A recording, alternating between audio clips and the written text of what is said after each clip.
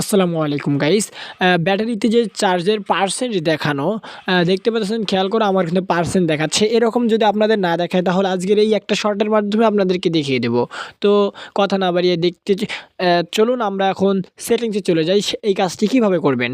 তো সেটিংসে যাওয়ার পর এখানে দেখতে পাচ্ছেন যে স্ক্রল করে নিচে আসবেন।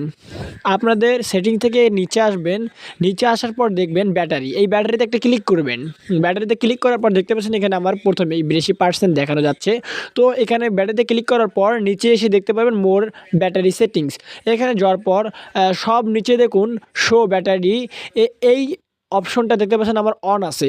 অন থাকার কারণে কিন্তু আমার চার্জ দেখানো যাচ্ছে। যখন অফ করে দিলাম তখন দেখতে পাচ্ছেন এখানে কোনো পার্সেন্টের চার্জ দেখানো যাচ্ছে না। এখন অন করে দিলে আবারও দেখা যাচ্ছে। তো আপনারাও যদি অফ থাকে অন করে দিবেন, তাহলে আপনাদের চার্জের পার্সেন্ট দেখাবে। আসসালামু আলাইকুম গাইস।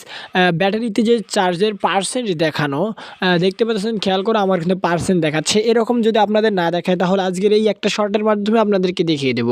তো কথা না বাড়িয়ে চলুন আমরা এখন সেটিংসে চলে যাই। এই কাজটি কিভাবে করবেন।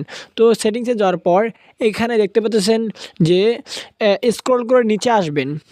আপনাদের সেটিং থেকে নিচে আসবেন। নিচে আসার পর দেখবেন ব্যাটারি। এই ব্যাটারিতে একটা ক্লিক করবেন। ব্যাটারিতে ক্লিক করার পর দেখতে পাচ্ছেন এখানে আমার প্রথমেই বেশি পার্সেন্ট দেখানো যাচ্ছে। তো এখানে ব্যাটারিতে ক্লিক করার পর নিচে এসে দেখতে পাবেন মোর ব্যাটারি সেটিংস। এখানে যাওয়ার পর সব নিচে দেখুন শো ব্যাটারি। এই অপশনটা দেখতে পাচ্ছেন আমার অন আছে।